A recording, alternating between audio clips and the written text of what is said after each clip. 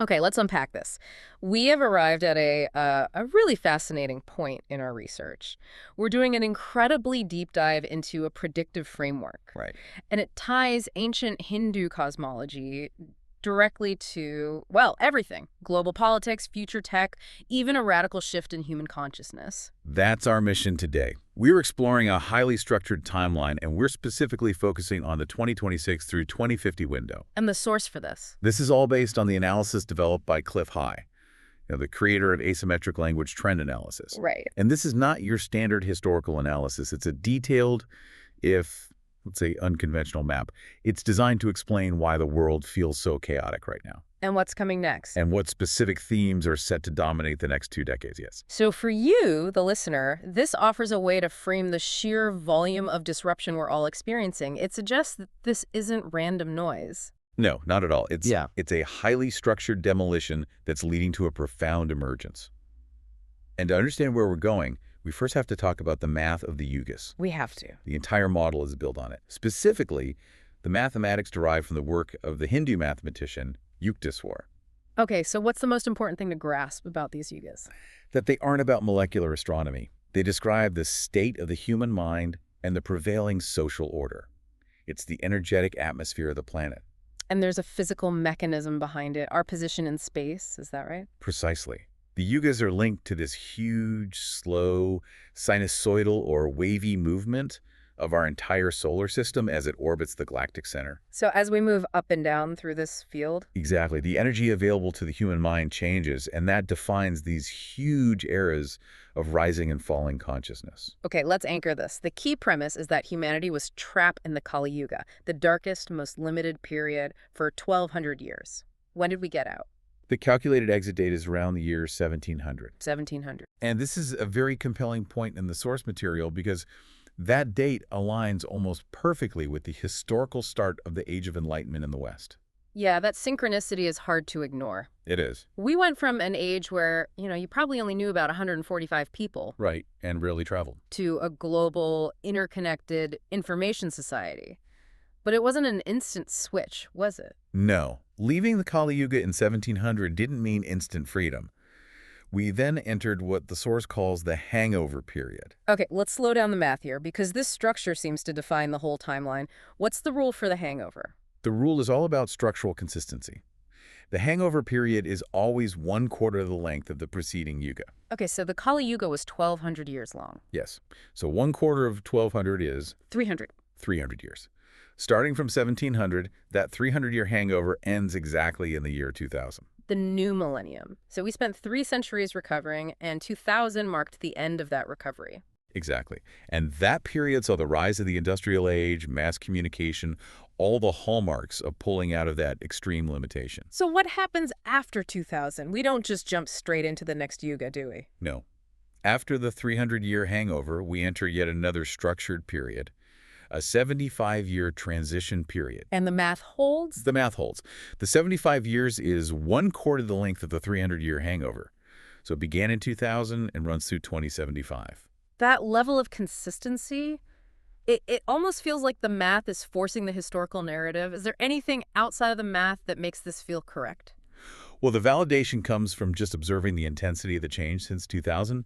The model breaks it down into 3 very distinct 25-year phases. And we just finished phase 1. We have just completed phase 1.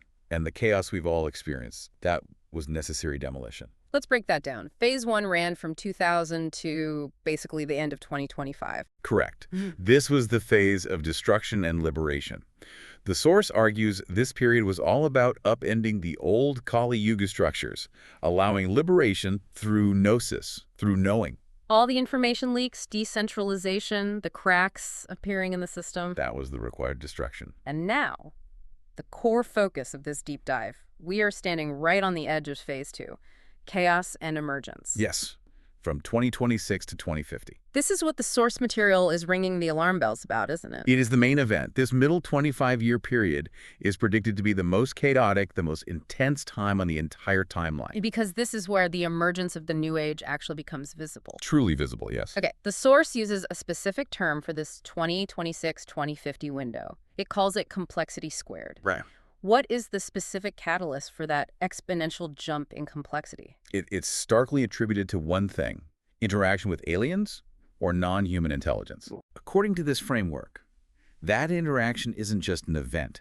It's a massive informational force that will cause a definite, immediate, and overwhelming uptick in complexity. In everything. In every aspect of our lives.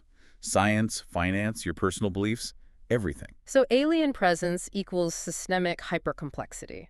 Is this hostile, cooperative? The key is disruption.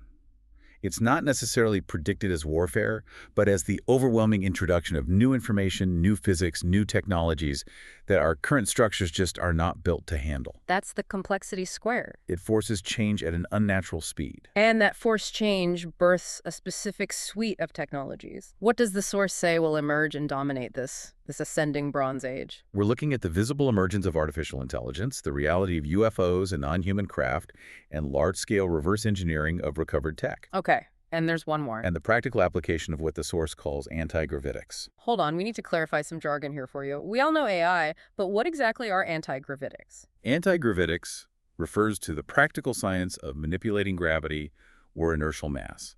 Essentially, it's the tech that makes UFOs fly. Propulsion systems completely separate from rockets or jets? Completely divorced from them, yes. Yeah. And this technology, along with the others, is predicted to coalesce and become foundational during this 2026 to 2050 phase.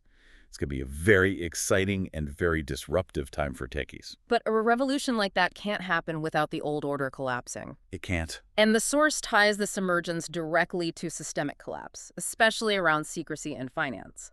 So how does alien-driven complexity trigger a financial meltdown? This is a crucial, and I'll say controversial, nugget from the source.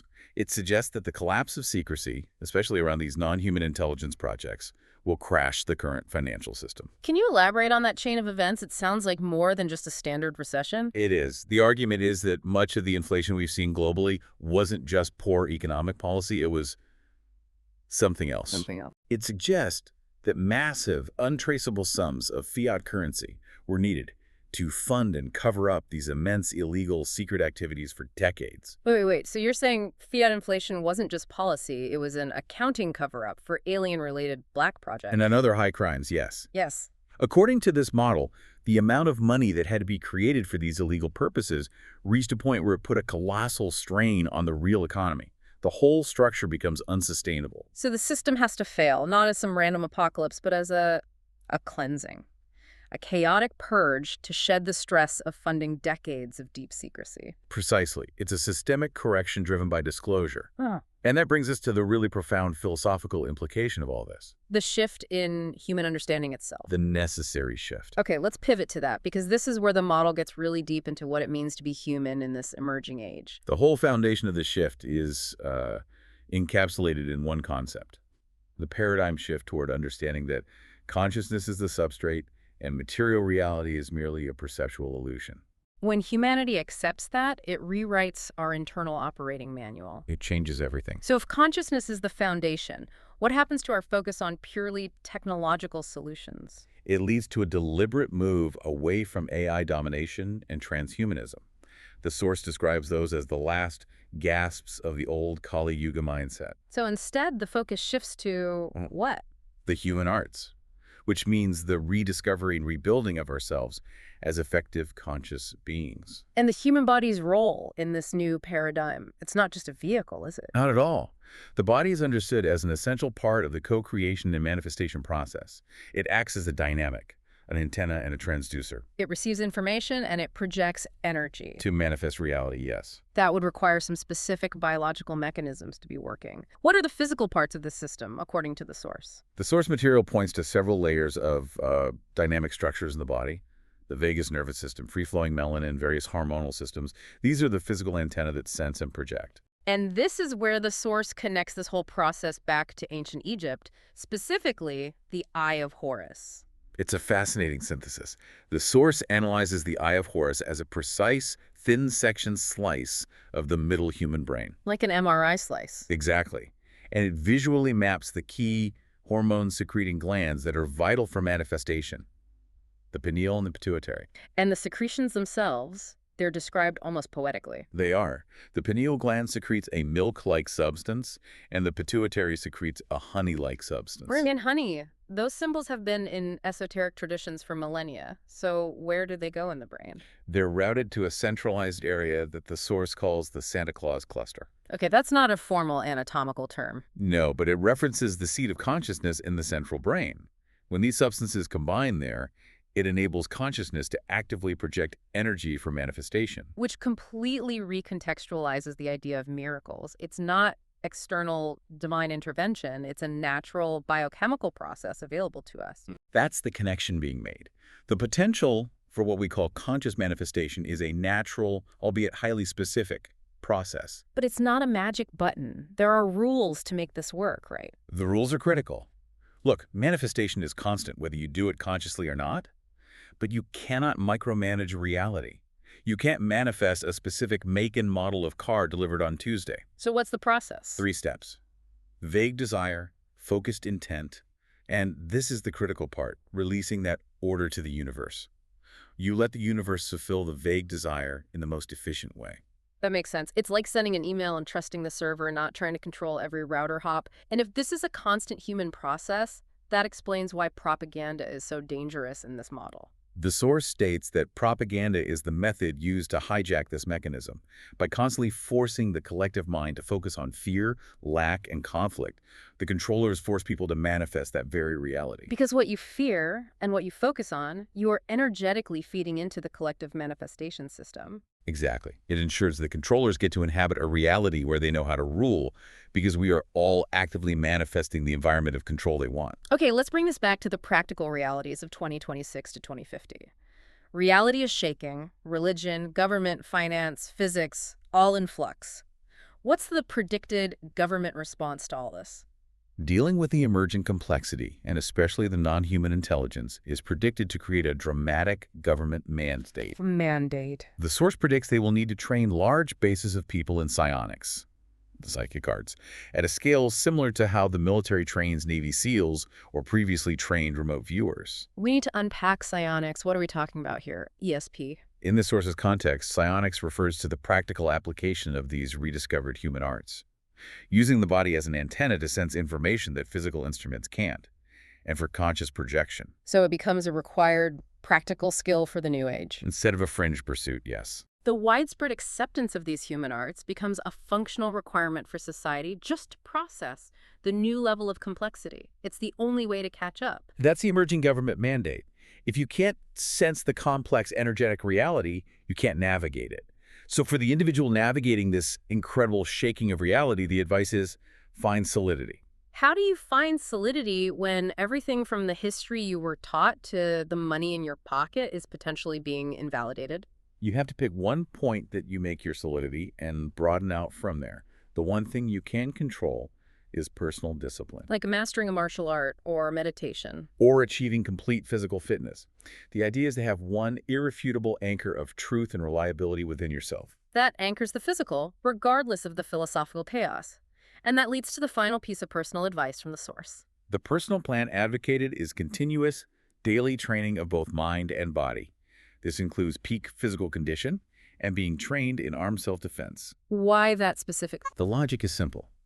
Regardless of whether the future holds alien warfare, economic collapse, or just massive disruption, being physically and mentally fit improves your ability to deal with any emerging event. Because even if the chaos is just on paper, having that foundation of strength allows you to remain calm. It allows you to remain undistressed, which aligns with the overall perspective that this is all an organized experiment. It's a calming perspective. The chaos is structured, and it has an endpoint in 2075. And your job in the next 25 years is just to stay solid. So what does this all mean for you, the listener, as you look toward 2026? We've outlined a highly specific 3-part transformation happening right now.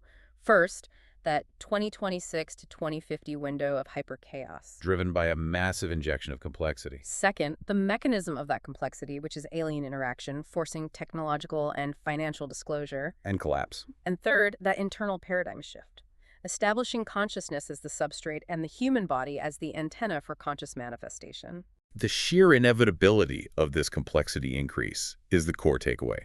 It pushes society toward a new paradigm whether we are ready for it or not. So here's the final thought. Given the model's prediction that global authorities will soon be forced to establish massive programs to train people in the psychic arts and psionics just to cope with non-human intelligence, what foundational physical or mental discipline must you start training daily, today, to ensure you have that singular point of self-solidity when the full, chaotic emergence of the Bronze Age finally hits?